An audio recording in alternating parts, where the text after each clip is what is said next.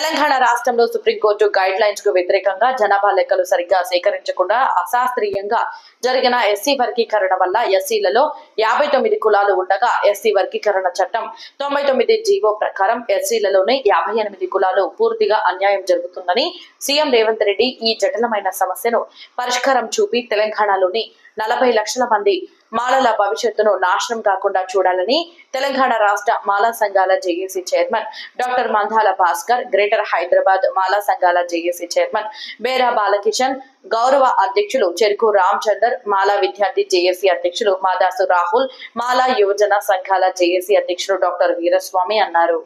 మాలా సంఘాల జేఏసీ విద్యార్థి సంఘాల నేతలతో కూడిన ప్రతినిధి బృందం ఈరోజు గాంధీ భవన్లో పీసీసీ అధ్యక్షులు బొమ్మ మహేష్ కుమార్ గౌడ్ను కలిసి ఎస్సీలలో 58 కులాలకు జరుగుతున్న నష్టాన్ని వివరించారు. ఎస్సీ వర్గీకరణ వల్ల గ్రూప్ 1, గ్రూప్ 3లో ఉన్న కులాలకు నష్టం జరుగుతున్న విషయం తమ దృష్టికి కూడా వచ్చిందని, కాంగ్రెస్ ప్రభుత్వ హయాంలో ఎవరికి కూడా అన్యాయం జరగకుండా చూస్తామని మాలా సంఘాల జేఏసీ ప్రతినిధులకు మహేష్ కుమార్ గౌడ్ హామీ ఇచ్చారు. ఏం చెప్పింది సుప్రీంకోర్టు అంటే జనాభా లెక్కలు తీసుకోమన్నది, ఎవరు వెనుకబడ్డారో వాళ్ళకి ఎక్కువ రిజర్వేషన్ ఇవ్వమన్నది, క్రిమిలేరు పాటించమన్నది. ఇవన్నీ ఏం చేయకుండా రేవంత్ రెడ్డి గారు మన వర్గీకరణ చేసేశాడు. దీన్ని యావత్ తెలంగాణలో మానవ సమాజం కానీ 58 కులాలు కానీ వ్యతిరేకిస్తున్నాయి. మహేష్ అన్నకు చెప్పింది కూడా ఏంటంటే, అన్న మీరు మీ పార్టీ అధికారంలోకి రావడానికి మాల సామాజిక వర్గం ఓట్లేసి గెలిపించింది, కానీ వాళ్ళ గొంతు కోసే విధంగా మీరు చేస్తే మీరు రేపు స్థానిక ఎన్నికలు జరుగుతున్నాయి, ఉప ఎన్నికలు హైదరాబాద్లో జరుగుతున్నాయి, మా కమ్యూనిటీ మీ పార్టీని బొందబెట్టడానికి సిద్ధంగా ఉంది. మీరు యుద్ధ ప్రాతిపదికన మాకు ఇంకా 2% రిజర్వేషన్ కావాలి, 20 లోపు 2 రోస్టర్ పాయింట్ ఇవ్వాలని చెప్పడం జరిగింది.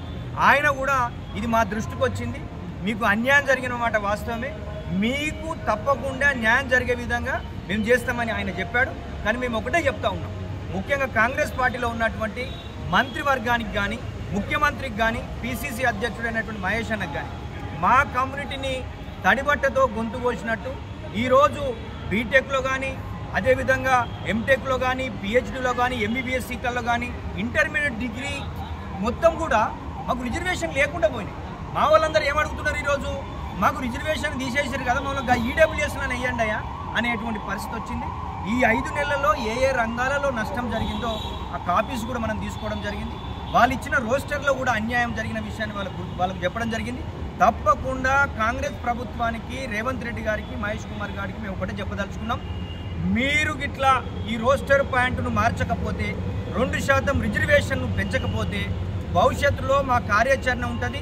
జరిగే పరిణామాలకు కాంగ్రెస్ పార్టీ, ముఖ్యమంత్రి గారే బాధ్యత వహిస్తారని చెప్పేసి కూడా చెప్పడం జరిగింది. అయ్యా మహేష్ కుమార్ గౌడ్ గారు, మొదటి నుంచి మా మాల సమాజం అంతా మీకు కాంగ్రెస్ పార్టీకి మద్దతుగా ఉన్నది. మీరు మమ్మల్ని మొత్తం కూడా తడిబాటతో గొంతు కోసే పద్ధతిలో చేసినారు. ఇది మంచి పద్ధతి కాదు. ముఖ్యంగా నా మాల సమాజానికి ఏదైతే గ్రూప్ 3 కేటాయించినారు, మరి 26 ఉపకులాలను చేసి గ్రూప్ 1, 2 అని 3ని 26 ఉపకులాలను చేర్చారు. ఈ 26 ఉపకులాలకు పూర్తిగా విద్య కానీ, ఉద్యోగాలు కానీ ఎక్కడ కూడా రాలేని పరిస్థితి ఉన్నది. దీనికంతటి కూడా రేవంత్ రెడ్డి గారిని ఇలా మొత్తం కూడా ఆయనను తిట్టే కార్యక్రమం అయితే నడుస్తుంది. మాల సమాజం అంతా కూడా వ్యతిరేకంగా ఉన్నమాట వాస్తవం తెలుస్తూ ఉన్నది. కాబట్టి మేము విజ్ఞప్తి చేస్తూ ఉన్నాం, ముఖ్యమంత్రి రేవంత్ రెడ్డి గారు, మీరు మా మాల సమాజాన్ని మీద ఏమైనా కక్ష కట్టి ఉన్నారా? మా మాలల మీద మీకేమైనా వ్యతిరేకత ఉన్నదా?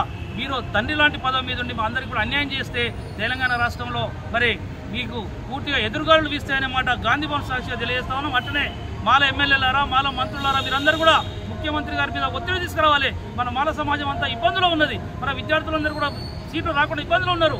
మరి అదేవిధంగా విద్యార్థులకు సీట్లు వచ్చే పరిస్థితి లేదు, ఉద్యోగులకు మరి ప్రమోషన్ వచ్చే పరిస్థితి లేదు. కాబట్టి మేము వెంటనే పిసిసి అధ్యక్షుల వారికి కూడా చెప్తే ఆయన కూడా చెప్పిండు, మీకు అన్యాయం జరిగిన మాట వాస్తవం, తప్పకుండా మేము ఇది ముఖ్యమంత్రి గారి దృష్టికి తీసుకెళ్తామని చెప్పినాం. ఒకవేళ ముఖ్యమంత్రి గారి దృష్టికి తీసుకెళ్ళినా కూడా సాల్వ్ కాకపోతే మరి తెలంగాణ రాష్ట్రంలో 40 లక్షల మంది మాలలు అందరూ కూడా రోడ్ల మీదకి వస్తారనే మాట.